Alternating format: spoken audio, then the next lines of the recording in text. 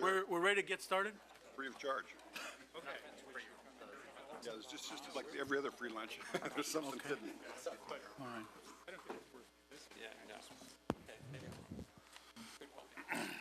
The hearing will come back to order. With that, Mr. Tiart. Thank you, Mr. Chairman.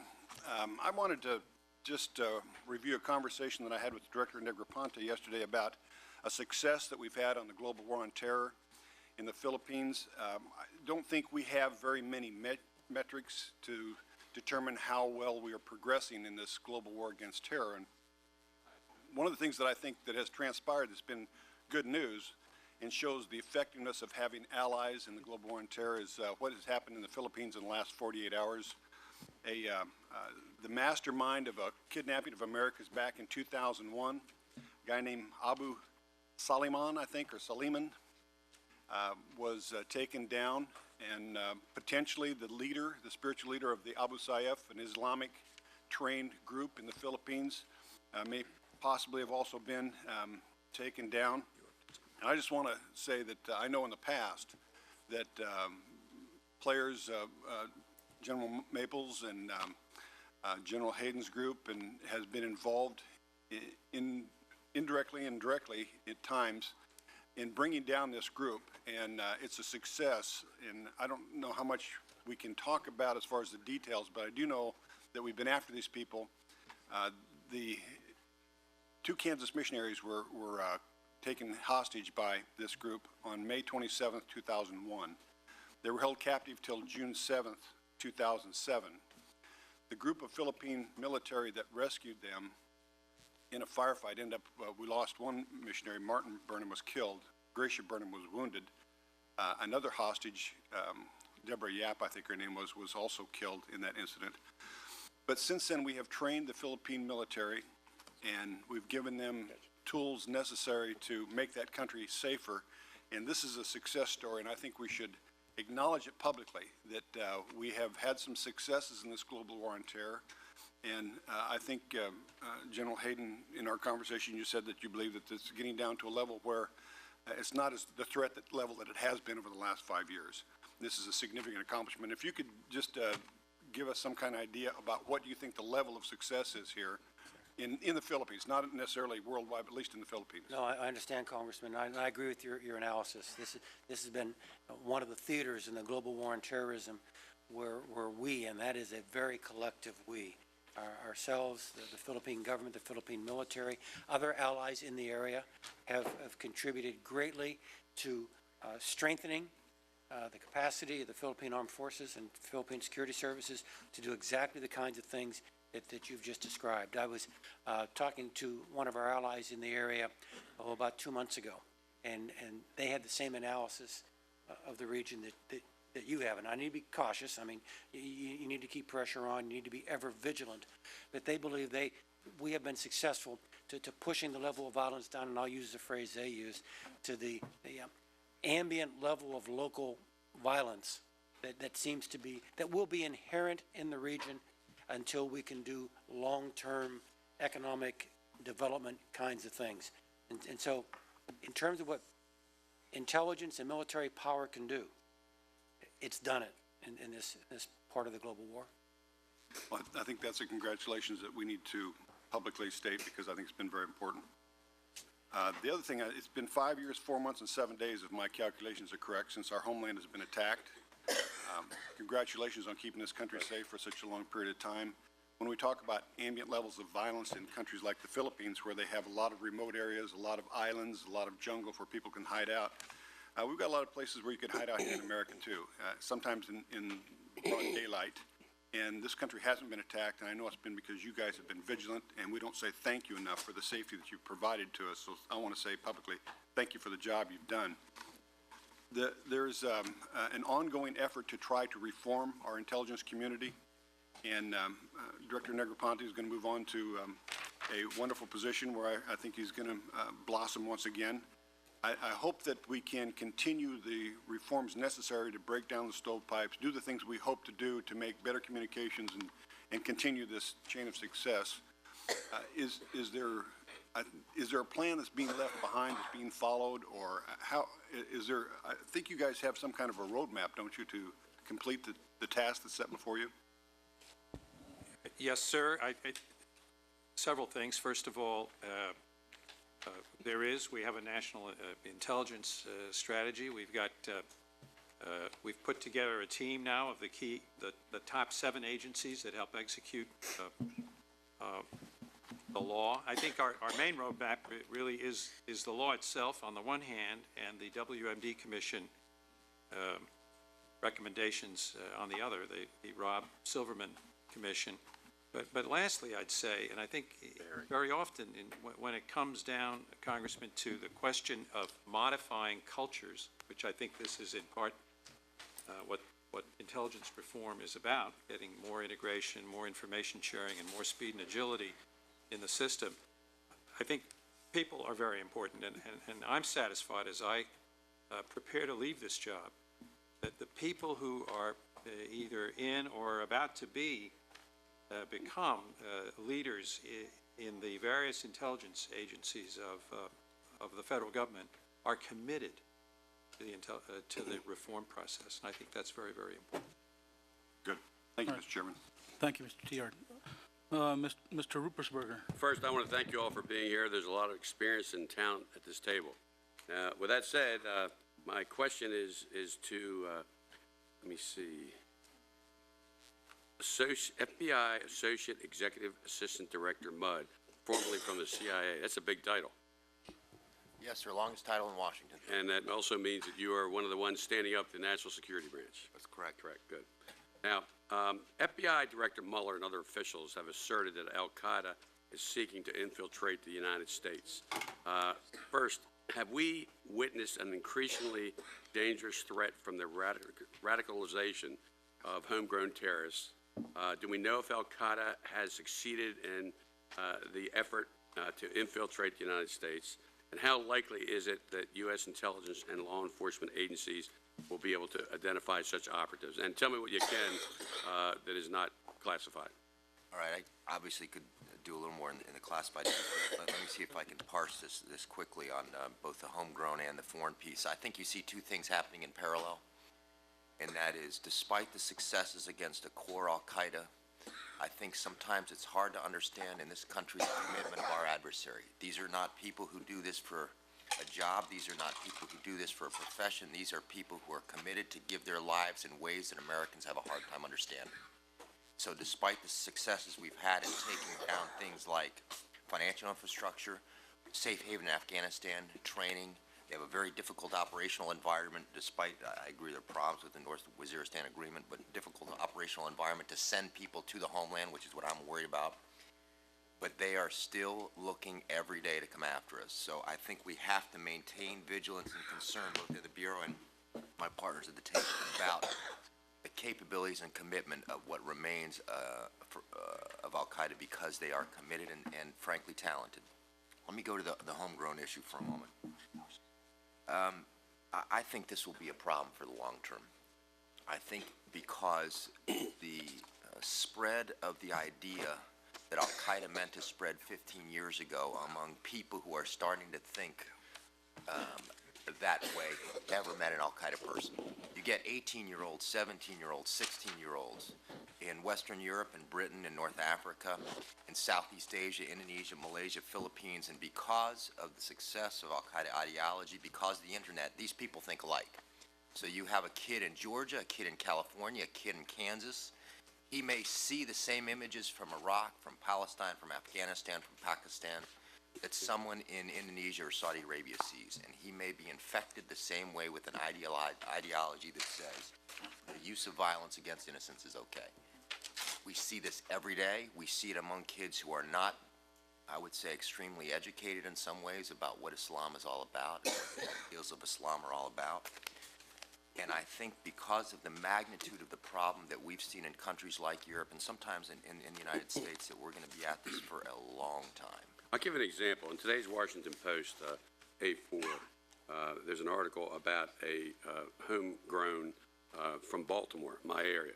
The Post says U.S. officials say Khan, a Pakistani national, took orders from Bilal Sheikh Mohammed, the man accused of orchestrating September 11 attacks, and he was also a high-value detainee at Guantanamo. Khan was allegedly asked to research the poisoning of U.S. reservoirs and the blowing up of U.S. gas stations, and was considered for an operation to assassinate the Pakistani president. I think the issue of homegrown is very serious, as you know. If you look at Great Britain, what they're concerned about with homegrown and the infiltration.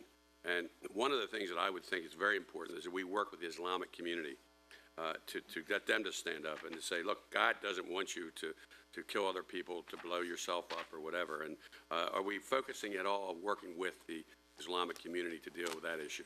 We do have an aggressive outreach program through a couple of mechanisms with the community in the United States. Some of that is directed by our special agents in charge and our field agents, each of whom, or each office we have of the 56 has a responsibility to reach out. We also have a centralized program from our public affairs office to reach out to the community.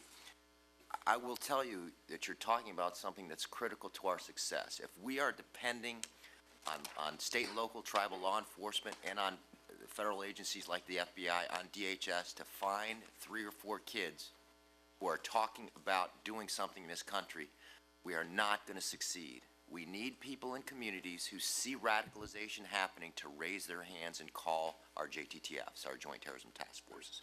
We need help from people who see their kids going astray. I want to change the subject matter to an extent because you really need tools to deal with terrorism today.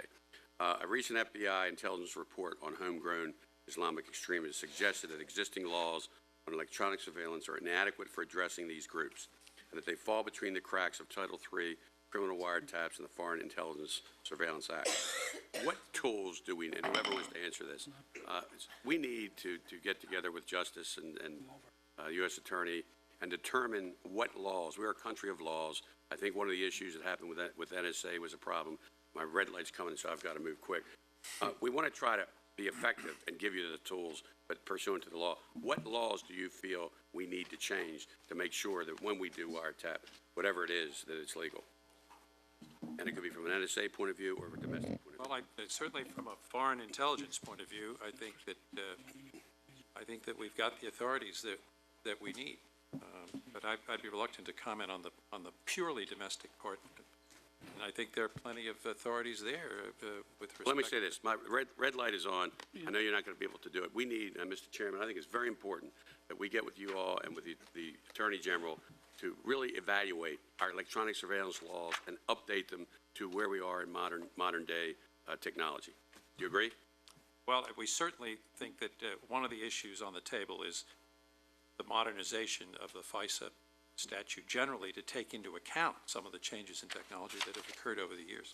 Good. All right. Thank you, Mr. Berger. Mr. Renzi? I'm trying. I can't. It's hard for me. Appreciate it. Director Connie, thank you for coming over with the team, and appreciate your testimony.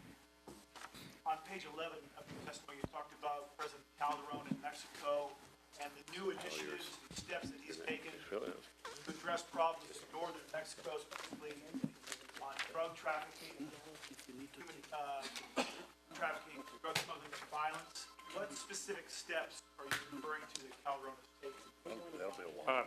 I could get more specifics up to you for the record, but the one thing I would say is that I do know that he has used the federales more, and I think he wants to use the Army more in some of these activities and deploy more force against criminal elements. And I That's success in taking an operation to Tijuana cartel. Charlie, Yep.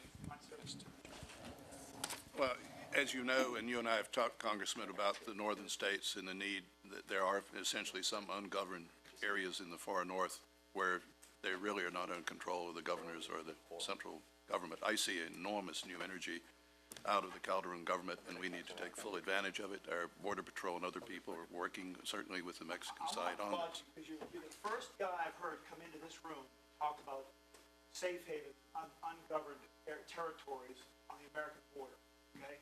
We talk about safe havens around the world. We've got people on this committee traveled all over the world, unregulated safe havens. But you're the first guy I've heard with the courage to come in here, and I give you credit, Director Connie, for giving him enough leeway to say that, who recognizes the fact that they're a safe haven on our southern border. Charlie, you and I talked about mass migration and then modeling of what could possibly occur in Mexico that could cause a shockwave effect of a mass migration into America. I think what we've already seen is a demographic shift because of the lack of the middle class in Mexico, and a slow migrational shift into America. And I welcome much of those folks who've come here legally and who've added to our country. But what modeling, has there been any modeling done that would significantly show us what could occur south with our neighbors and brothers and sisters in the south that would cause that shockwave effect or a mass migration? We're talking about avian flu, we're talking about violence, what are we talking about that would cause that? I think we could talk probably more candidly in a classified session, but as you know, the pandemic flu and other, we've taken a look at that, and there is some modeling with our chief medical officer, and we have contributed to it from an intelligence perspective. Look forward to the discussion. My final question, I'll come back to Director Connie. On page 4 of your testimony, you talked about central control versus, I guess, the three-state sharing of hydrocarbon revenues. I was getting the feeling that with the new agreement that was occurred with Willie, that one of the leverage points that I think you and I both agree on is that in order for Willie to be able to engage the Kurds in the north, use their brigades in the 9 sectors, in order for Maliki to be able to have an influence over Saudar's jam forces, buy some of them off once we started killing them. In order for Maliki to be able to have leverage on the Iranian-Syrian border, he's got to be able to offer those oil revenues to the 3 major entities in Iraq. And where do you feel we are on that? Does he have that leverage of those revenues? And I get the feeling that you feel, or that you're well, let me not read into your statement. Let me go ahead. I know you got a good picture of optic on the ground. What's pending is legislation that further defines the question of central versus local control. And apparently that law has worked its way through the National Assembly and may be acted upon in the fairly near future. So that's a plus. But in terms of right now, all the revenues from the Iraq's oil production and exports, it comes to the central government. And I think it's it's been very important in supporting their budget and enabling them to fund various activities. You agree, though, that gives him the leverage, the ability to eventually distribute that? Yes, That's I do. critical. It's important that it be a national tool. Okay. Thank you so much for your testimony. Appreciate it. Thank you, Mr. Chairman. Thank you, Mr. Renzi. Mr. Holt. Thank you, Mr. Chairman, and Mr. Director, let me join with the others in wishing you great success in your new position. Thank you. A couple of questions. Two of the things that we have harped on in this committee have to do with foreign language capabilities. General Alexander has spoken about that again recently. In fact, we all hear about it all the time. The other is open source, the full integration of open source information in our analysis, collection and analysis. Now that you have this perspective of well, some time in this overarching position, can you address why we haven't done better? Maybe I'm prejudging, or maybe this is too much of a leading question, suggesting we haven't done as well as we could have. But I believe we have not done as well as we could have in either area. Can you tell us why we haven't done so well, or if you prefer to say why we have done well? First of all, on the question of foreign language capabilities, it's a high priority for the community as a whole, and it's something that we stress with great frequency. And I'm going to ask General Hayden to talk to the issue of some of the specifics, and if General Maples wishes to add something as well, since DIA has piece of this, I think he should comment. On open source, just let me point out that we have doubled the budget of open source. We've made it a separate kind of freestanding directorate, and I think we really are on the road to exploiting open source a lot better than we did in the past, and to giving it the kind of standing within our work in the intelligence community that it deserves. One example, simply the increased number of articles, open source articles that make it into the President's Daily Brief. Yeah, I'll just add a few notes since the ambassador has made CIA the executive agent for the Open Source Center. Just very briefly, Congressman, in terms of our organizational structure, the Open Source Center now comes to our meetings as if it were one of our directorates, DI, DO, DS, DS&T, and so on. So we've elevated it within the agency. I'll repeat what the ambassador said in terms of open source products now being a matter of routine in the President's Daily Brief. Production is really expanding from the Open Source Center.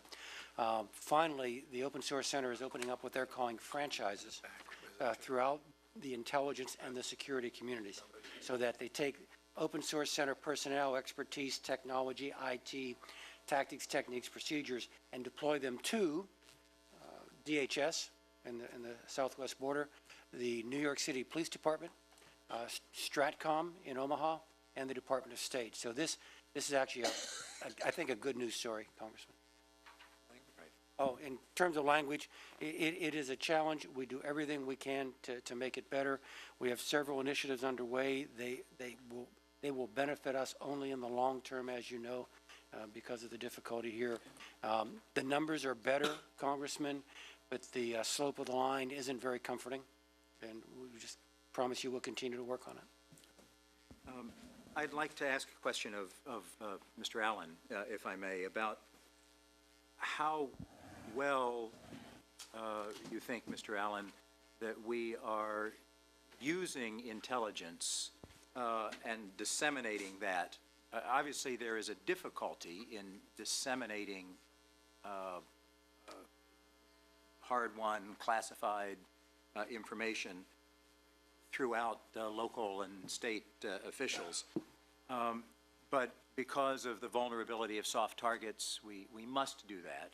I just wonder, now that you've had a period of time to work in Homeland Security, what your assessment of from this perspective now is in our success in doing that, and whether it has cost us more than we've gained. It has, Congressman, I've been there a little over a year as head of Homeland Security Intelligence. We have made great gains. We've got a long way to go. We are sharing information. We're getting it out to the state and local fusion centers. As you know, the FBI has their JTTFs. We're also embedding officers as well as the FBI in the state fusion centers. We have officers now in 16. This time last year we had 0. So we're getting the information out, and we can get it, and we're also getting a classified network at the secret level, Homeland Security Data Network, so we can get the data out there at the lowest common denominator. And we're writing for the consumer, as General Hayden would refer it, but we're getting it down to the official use only level. I am pleased, but we have just begun, sir. I'm going to UNRIC tomorrow up in Albany, New York, spend the day with them and talk with Colonel Bart Johnson and others, and the new Homeland Security Advisor in New York State. We've got to reach out further and faster. And as I told the Homeland Security Advisor of California, Matt Bettenhausen, recently, there is no intelligence. If there's a threat, we will get it to the person that needs it down at the lowest possible level, whether it's the Border Patrol or whether it's a policeman on the beat. We are determined to do that. Secretary Chertoff is, and the DNI has been a tremendous supporter, and so is General Hayden with his open source center support. And just in 10 seconds, I would like to put on the record for Mr. Mudd the request that our committee be briefed on the matter of the anthrax investigation. This is something with potential international terrorism connections. To the extent that that's true, we need to know. And I know that there was an exchange today in the other body on the other side with Mr. Gonzalez. And I just want to have it on the record here that we need that briefing. Thank you, Mr. Holt. Mr. Issa. Thank you, Mr. Chairman. You know, when I looked at the panel and said, oh, this is an open hearing, I thought I'd have no questions, and perhaps you'll have no answers, but I've discovered that there probably are a lot of questions that my constituents back home aren't going to get another opportunity to have a sense of confidence in. So if you don't mind, that's generally the direction I want to go. Ambassador Negroponte, most importantly, in the likely current events, is the change in leadership in Cuba. Of all the things that we're not necessarily looking at front and center, it is clear that there will be, in the foreseeable future, a change in leadership in Cuba after decades of a unique relationship, or lack thereof, between two nations separated by so few miles that actually they drill oil closer to this country than we allow ourselves to drill under the new law. And that's not a slam, but it is a reality of how close we are. Can you assure, and I really mean this, it's a question of the committee, but it's really a question for the public. Can you assure us that every possible outreach scenario and every bit of information that you can glean, you are gleaning, so that we will be prepared to take advantage of any opportunity that avails itself to re-engage? And I ask you this both as the outgoing DNI, but also as an incoming leader at state. Are you prepared to make that change that may happen? Thank you, Congressman. You're really talking about an overall government-wide effort here. This really is not, the intelligence community is not in the lead. But you've got two hats on. This is a great opportunity. Do you have the information, and will state have those scenarios? Well, what I was going to say precisely is that it is in the State Department where an office has been established to look at issues concerning Cuba transition, and there is very, very wide government participation in that. The intel community role, so I can certainly assure you that it's got a lot of attention, and you're right, the transition is already happening.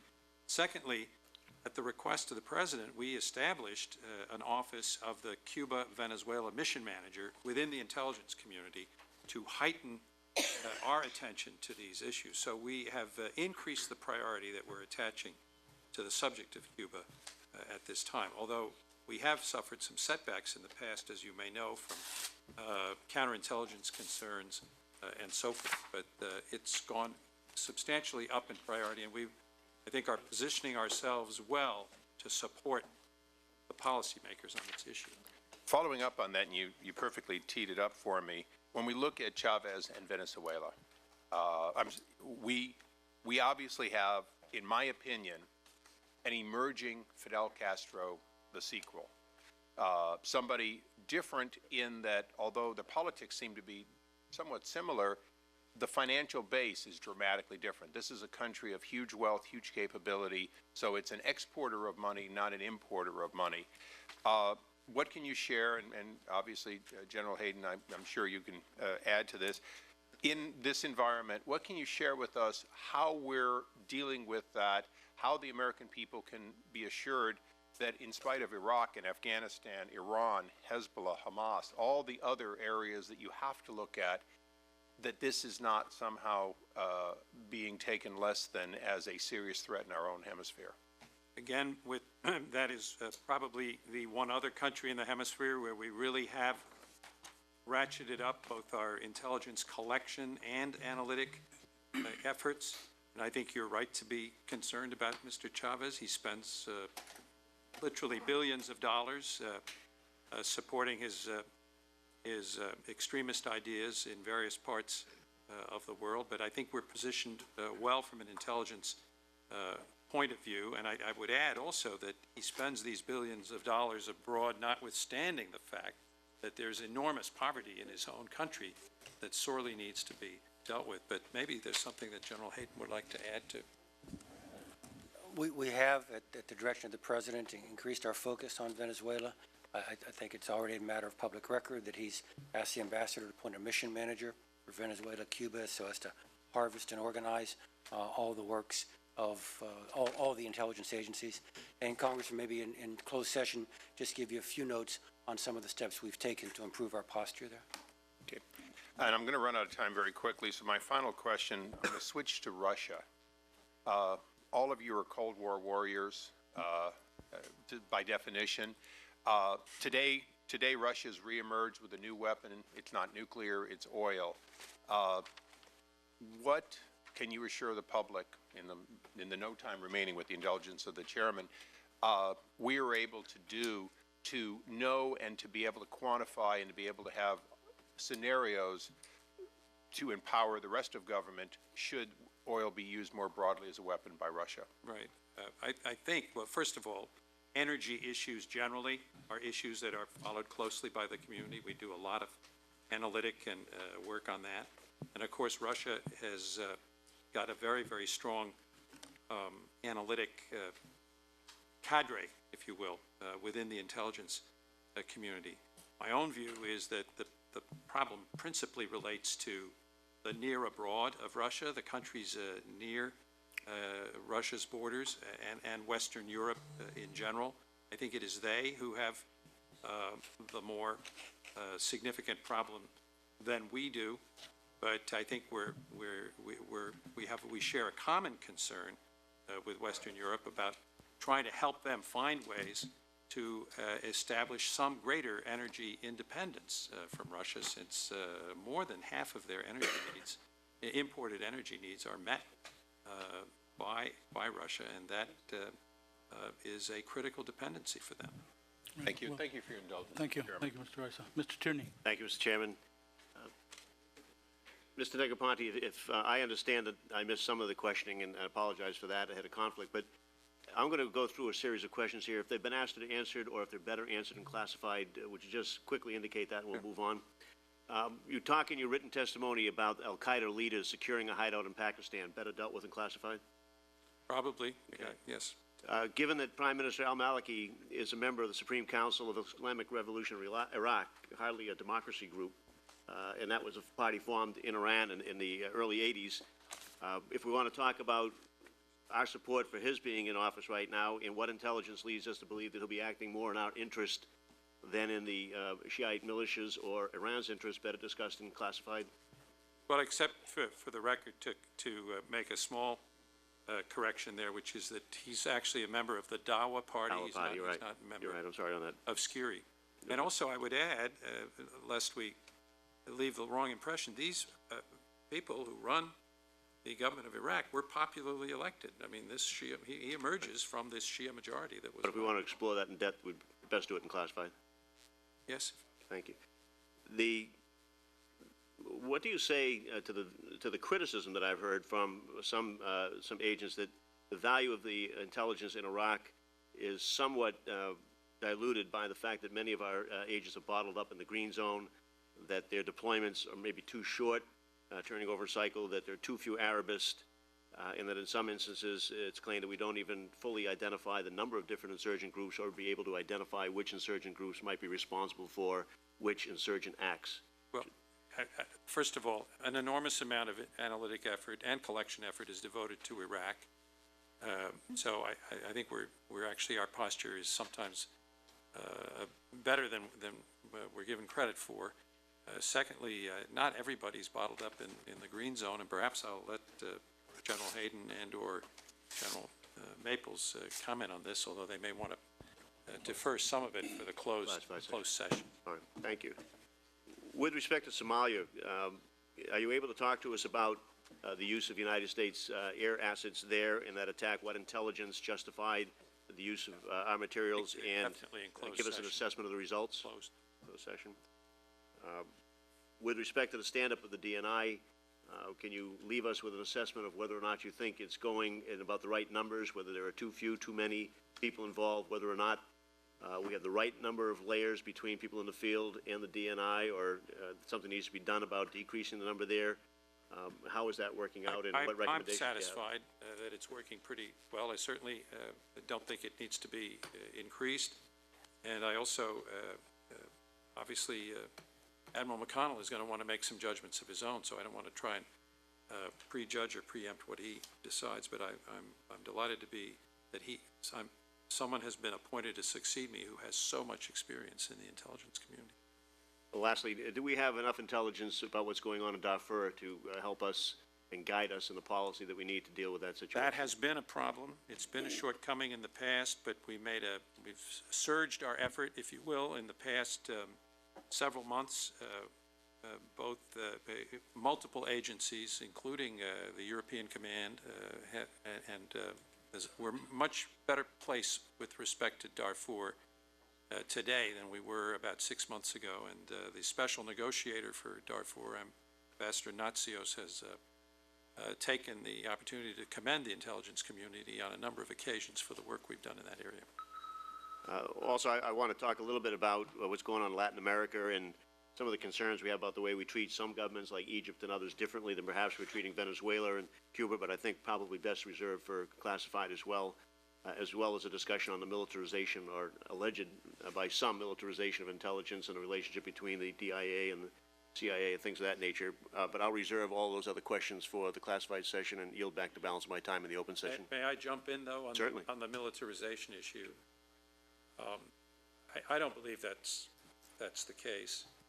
And in fact, I think the cooperation between the civilian and military elements of our intelligence establishment have been very good in the time that I've been in this position.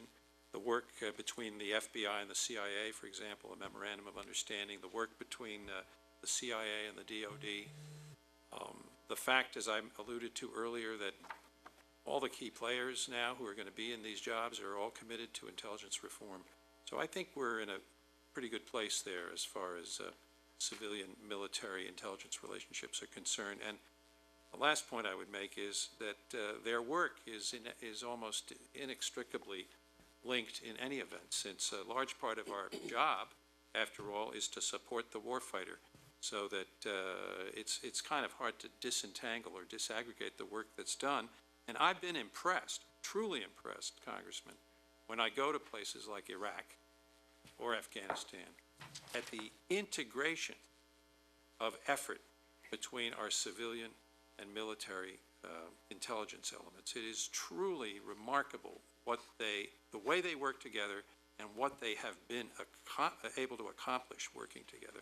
And I think probably the disabling of Zarqawi is one of the best examples of that. Well, thank you for that answer, and your others as well. Yield back, Mr. Chairman. Thank you. Ms. Wilson? Thank you, Mr. Chairman. Gentlemen, thank you very much for being here today. General Maples, I was struck by the starkness of your assessment and your testimony of the situation and the gravity of the situation that we face in Iraq, particularly deterioration over the last quarter of 2006. I guess I have a question both for you, General Maples, and also General Hayden. How does the CIA and DIA forecast Sadr and the Jaish al-Mahdi militia will respond to an increase of Iraqi army and U.S. troops in Baghdad? What do you think they will do?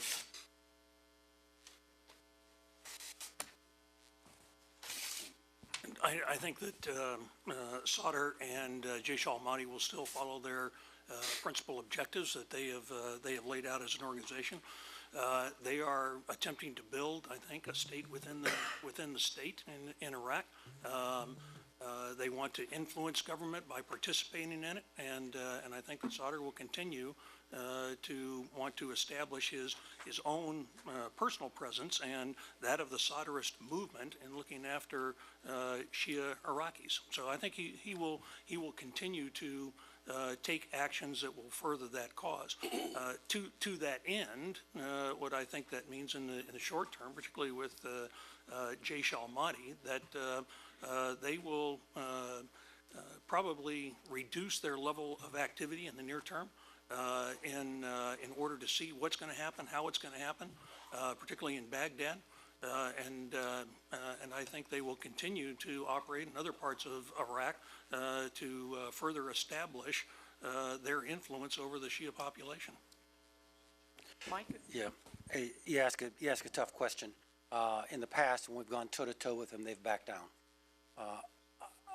So there's a track record of Sadr being cautious. There's a clear indication at the present time he's not looking for contact with coalition forces, and to the degree he controls Jaish al-Mahdi, and that's very important factor. To the degree that he controls it, he's trying not to bait us or confront us into confrontation. I think a lot will depend on his view of what it is we, and we plural, that has to include the Maliki government, are attempting to do. Are we moving against, at the lower end of the scale, just raw lawlessness? Or are we moving against militias? Or are we moving against the organization of Muqtada Sadr, OMS, which is a Hamas, Hezbollah, social service organization? Or is this personal? You know, is this an attempt to disenfranchise him and his movement? Where we come out on that scale, how we act, how we characterize our actions, how the Maliki government supports our actions and characterizes our action are going to have a lot to do with deciding some of these unknowns. Again, for both the generals, do you assess that the Maliki government has the will and the capability to take the actions necessary to secure Baghdad, and particularly taking on the Shiite militias and the violent elements of JAM? In the President's speech last week, I think there are several passages there that lay out very clearly that this is what is required. General, I understand what's required. I'm asking whether, as an intelligence professional, do you assess that the Maliki government has the will and the capability? Ma'am, it's an unknown, and we have to create the circumstances for success for the government. You asked two questions: will and capability, and they are both interlinked. As we build capability, we also have to make sure the government has the will to do the right thing. And frankly, I will tell you, as recently as yesterday, I talked to our Iraqi analyst and tasked them, our analysts for Iraq, and tasked them to look for all the early indicators as to what the government has strapped on, what the government has decided to do. This plan can succeed. In my personal view, it's the best possibility for success, but it is conditional, and the most important condition is the behavior of the government. And so we have no forecast at all on the will of the Maliki government? We have not made a forecast. So it's completely unknown, and we have no sources, no nothing that can tell us that? Oh, we can offer judgments, we can offer assessments, and now I'll do so more completely in closed session. But at the end of the day, it's a very important factor, and as the President pointed out in his speech, the plan is dependent on Maybe the we government. can pursue this more in closed session, but it is amazing to me we're about to commit 21,000 troops to Baghdad, and we don't have an assessment of the key long pole in this tent, which is the will of the Iraqi government to do what it has to do. And I did point out that our judgment is, and I collectively with the analysts at my agency, not just me personally, that the plan as laid out does offer the best hope for success. And I One think final- also, if I could, the judgment. Actually, I'd like to Go ahead. ask you a different question, Ambassador, and that is, I wanted to make clear that this committee was, as a member, I was informed that there was a new FISA order, but I have not been briefed, nor do I believe any member of this committee has been briefed on those new orders, which is an important thing. And I heard you say in response to Mrs. Eshue that there is some separation of powers issue that may have to be resolved with respect to whether this committee can be provided a court order. And I am also formally, in fact, I did this morning directly to the Department of Justice, asked to be briefed and to be given a copy of the court order and the memorandum of law supporting it. If there is a separation of powers issue, could you explain a little more exactly what you mean? I just meant that the order is sealed and that the court has to be made available with their consent. Mr. Chairman, I have to say that if we have communications that are classified between the executive branch and the judicial branch of government, which has to do with the implementation of laws that this committee oversees, we sure as heck better get a copy of that memorandum of law. And it would be amazing to me if it is refused to this committee. Right. And just to reassure both gentle ladies, committee staff is already working on that. We will continue to pursue that. Thank you, Mr. Chairman. And with that, let me make a couple of points here. First of all, we have to leave this room by agreement by noon, which is in about 3 minutes. I wanted to first inform all the members, as I stated last night, there is lunch available, and also to the witnesses in 405. We're going to recess and reconvene in 405 for the closed session. For the members that have not had an opportunity to ask a question, we're going to start with you in closed session and then move on to the other members. So with that, again, publicly thanking you, Director Negroponte and General Hayden, Mr. Allen, General. Mr. Chairman, staff can take the books. Yes, they'll take care of it. We appreciate the hard work that you all do, General Mr. Mudd, and we will stand in recess. We'll reconvene in about 30 minutes. I should also tell the members that there are 2 votes that are pending. They're about to be called. So as soon as the second vote is over, we'll reconvene in 405. Thank you, and the hearing is in recess. I'm glad they only had the room.